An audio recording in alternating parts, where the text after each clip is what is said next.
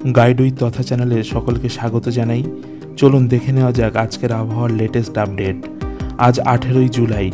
সর্বপ্রথম দেখে নেব উপগ্রহ চিত্রের মাধ্যমে ভারতবর্ষের আকাশে কেমন ধরনের মেঘ রয়েছে।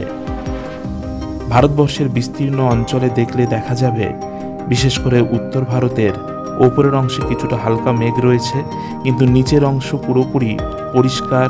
বিশেষ করে এই থরমরু অঞ্চল, সেখানে মেঘের উপস্থিতি নেই, রৌদ্র করজ্জ্বল আবহাওয়া দেখতে পাওয়া যাচ্ছে।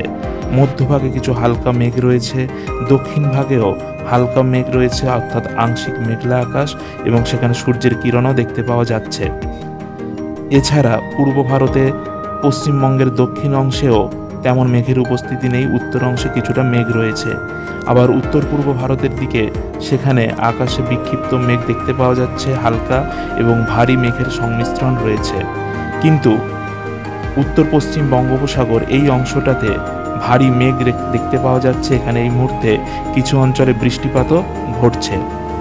এছাড়া আরব সাগরেরও কিছু অঞ্চলে ভারী মেঘ উপস্থিত রয়েছে এবং সেখানেও হালকা বৃষ্টিপাত ঘটতে দেখতে পাওয়া যাচ্ছে।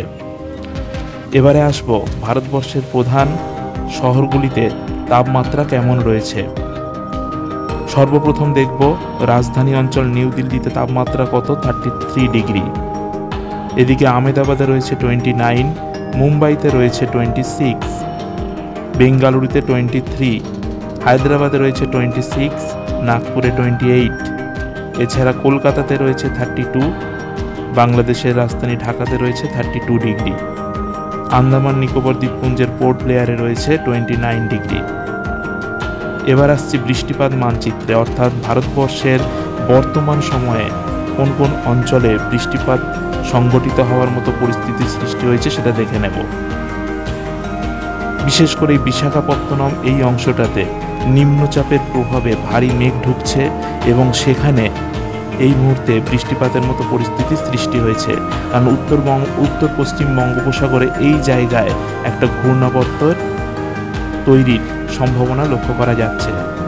আরব সাগরের তীরবর্তী অংশগুলোতে মেঘ রয়েছে, তবে দক্ষিণ ভারতে এই মুহূর্তে তেমন বৃষ্টিপাত ঘটার সম্ভাবনা নেই।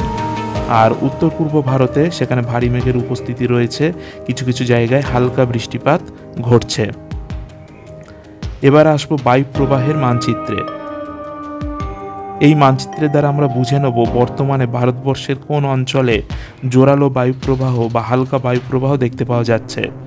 বিশেষ করে দক্ষিণ ভারতের দিকে তাকালে এই অংশটাতে জোরালো বায়ুপ্রবাহ লক্ষ্য করা যাচ্ছে এবং এই অংশে আমরা দেখতে পাচ্ছি একটা ঘূর্ণাবর্তের সৃষ্টি হয়েছে এবং আগামী শুক্রবার থেকে এই ঘূর্ণাবর্তের প্রভাবে আবহাওয়ার বদল হতে পারে এবং পশ্চিমবঙ্গের এই দক্ষিণ অংশে ভারী বৃষ্টিপাতের সম্ভাবনার কথা আবহাওয়া দপ্তর জানিয়েছে।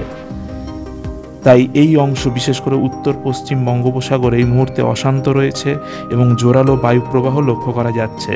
তবে ভারতবর্ষের আর অন্য অংশে বিশেষ করে মধ্য পশ্চিম উত্তর ভারতে তেমন জোরালো বায়ুপ্রবাহ দেখতে পাওয়া যাচ্ছে না। আচ্ছা, এবার আসছি ভারতবর্ষের বিভিন্ন রাজ্যে আবহাওয়ার সতর্কতা সম্পর্কে কি জানানো হয়েছে। মৌসুম ভবন থেকে 18ই জুলাই যে ভারতবর্ষের ম্যাপ প্রকাশ করা হয়েছে সেখানে দেখা যাচ্ছে উত্তর ভারত এবং পশ্চিম ভারতের বিস্তীর্ণ অংশ হলুদ সতর্কতা, অর্থাৎ মাঝারি ধরনের বৃষ্টি হতে পারে।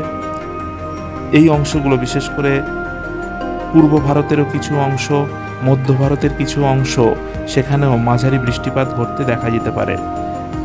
এছাড়া হলুদ সতর্কতা রয়েছে লাক্ষাদ্বীপ, এইদিকে রয়েছে আন্দামান নিকোবর দ্বীপপুঞ্জ।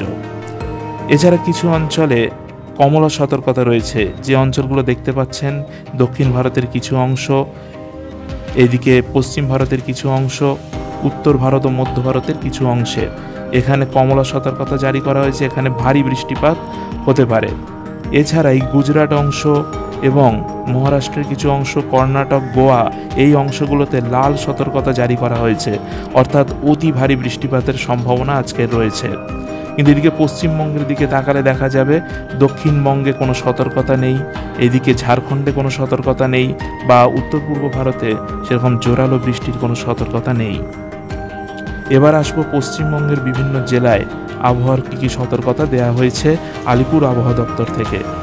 আলিপুর আবহাওয়া দপ্তর থেকে উত্তরবঙ্গের যে ম্যাপ প্রকাশ করা হয়েছে তাতে দেখা যাচ্ছে দার্জিলিং, কালিম্পং, জলপাইগুড়ি এখানে বজ্রবিদ্যুৎ সহ বৃষ্টির সম্ভাবনা রয়েছে আজকে। কিন্তু উত্তরবঙ্গের এই আলিপুর, কোচবিহার, উত্তর দিনাজপুর, দক্ষিণ দিনাজপুর, মালদা এই জেলাগুলিতে তেমন ভারী বৃষ্টিপাতের আর সতর্কতা দেওয়া হয়নি। আবার দক্ষিণবঙ্গের মানচিত্রে দেখলে আমরা দেখতে পাবো সেখানে পুরো অঞ্চলটাই সবুজ কালার, অর্থাৎ কোনো সতর্কতা নেই, তেমন দুর্যোগপূর্ণ আবহাওয়ার সৃষ্টি হবে না বা ভারী বৃষ্টিপাতের সম্ভাবনা নেই।